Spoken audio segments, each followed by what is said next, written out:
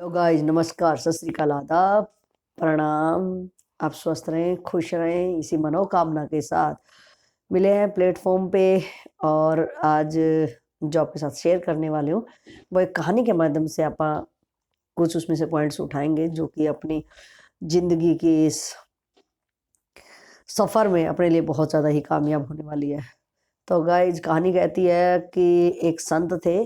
तो वो जब भी गांव वालों को बरसात की जरूरत होती तो वो संत के पास जाते थे, और संत जब नृत्य करते तो बारिश आ जाती थी। तो ये चीज़ें प्रमाणित थी गांव वालों के लिए कि जब भी उनको बारिश की जरूरत होती तो वो संत से आग्रह करते और उनकी कृपा की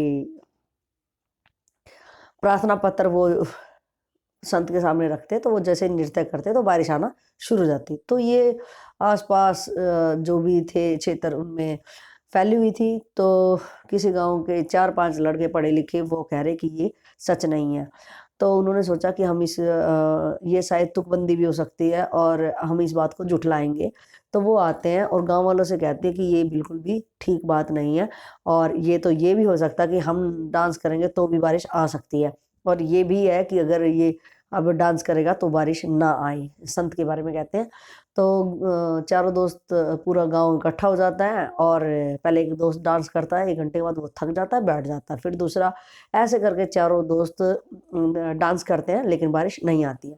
तो बोलते हैं कि अब तो अगर ये संत डांस करेंगे तो भी नहीं आएगी बारिश तो।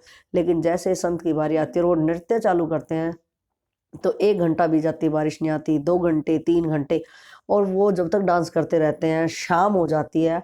तो शाम को भी वो नृत्य करते करते बंद नहीं होते हैं, और यहाँ घने काले बादल शाम को छा जाते हैं और बहुत तेज बारिश होती है।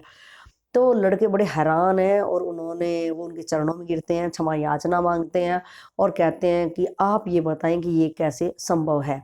तो संत यहाँ पे यही कहता है कि मैं यहाँ पे 2 चीज़ें हैं जो मैंने मान ली है कि मैं जब नृत्य करूँगा तो उस बारिश को आना ही आना है। दूसरी, मैं जब तक नृत्य करता रहूँगा तब तक की बारिश ना आ जाए। तुमने क्या किया, 1 घंटा नृत्य किया और तुम थक के और वेट करके बैठ गए। तो गाइज़, इस कहानी के निमित्त से हमें जो सीखने लायक बात वही है कि जो अगर हमने प्लानिंग कर ली है तो प्लानिंग के मुताबिक जितनी भी हमें ज़रूरत है, हम कहते हैं कि इस पे चलना तो पड़ेगा। मैं कहती हूँ कि हमें उतना नहीं चलना है। कहेंगे कर तो रहे हैं यार, चल तो रहे ही हैं, नहीं। हमें उतना नहीं चलना है जितना हम चल पा रहे हैं। हमें उतने चलने की ज़रूरत है जितना कि चलना चाहिए। बजाय कोई शर्त के पाँव में छाले हो गए, ये बहानेबाज़ी नहीं। जितना चलने से रिज़ल्ट आएगा, हमें उतने चलने की जितनी डिमांड है उतना ही चलना पड़ेगा।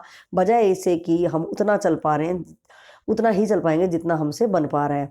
तो यहाँ पे बहुत ज़्यादा तगड़ी सीख है कि कोई भी टारगेट अचीव करने के लिए लाइफ़ में हमें बहुत ज़्यादा ही, जब तक वो सफलता ना मिल लेती तब तक हमें बहुत अंधाधुंध की तरह हमें उस टारगेट के पीछे पड़े रहना है। जहाँ से भी जानकारी इकट्ठे हुई, जहाँ भी जिस चीज़ की ज़रूरत होगी, हम तब तक नहीं रुकेंगे जब तक कि मंजिल को पा ना लें। तो ये छोटी-सी कहानी थी, बड़ी प्यारी और सुंदर और सबक देने वाली थी। तो गाइज़, कल आपको पता है मैं भीग गई थी तो थोड़ी तबीयत कोल्ड फील हो रहा है अंदर-अंदर। चलो ठीक हो जाएगा, हम होम रेमेडीज़ करते ही रहते हैं। तो आप सुरक्षा कवच में अपने आप को बाँधे रखें गाइज़, बिकॉज़ कोरोना वायरस अपनी रफ़्तार पे पीक पे आने वाला ही है। तो प्लीज़ अपनों का साथ सहयोग देते हुए और आप सुरक्षित रहें, यही शुभकामना के साथ। जय हिंद, जय भारत।